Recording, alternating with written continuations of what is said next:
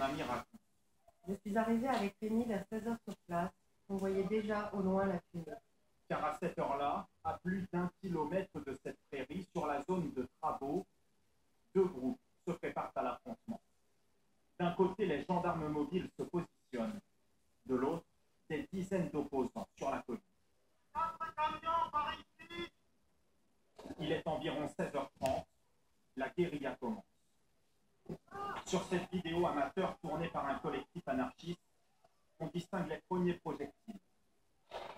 Cocktail Molotov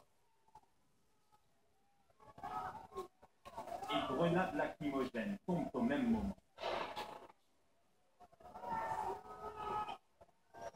Un peu plus loin, d'autres personnes reculent sans résistance. Mais à côté des bois, la tension monte d'un cran. Les manifestants sont visiblement équipés pour en découdre. Certains tiennent des boucliers dans leurs mains.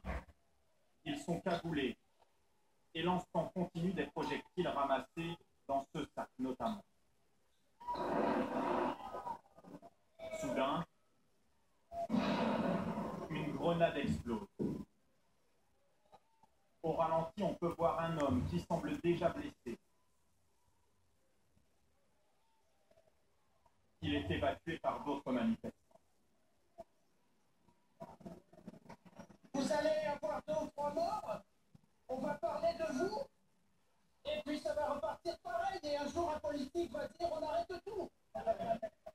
Un peu plus tard, ce petit groupe de CRS semble isolé. L'un d'eux demande à ses collègues un ravitaillement en grenade.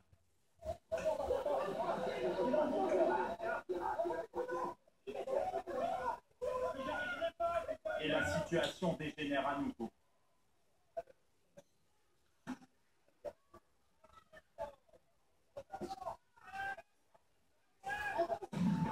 Les forces de l'ordre semblent parfois dépassées. Ici, un cocktail Molotov s'embrase à leurs pieds. Un peu plus haut dans les bois, un gendarme traîné au sol en perd même son casque. Et toute l'après-midi, des grenades résonnent. La nuit tombe, certains dansent à quelques dizaines de mètres des affrontements.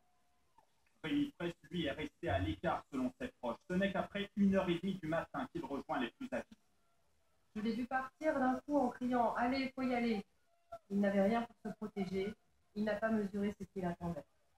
La caméra du collectif anarchiste s'arrête de tourner. 1h55 du matin, environ 200 personnes s'opposent encore aux forces de l'ordre. À travers des jumelles de vision nocturne, un commandant de gendarmerie distingue une silhouette allongée au sol. 2h30, Rémi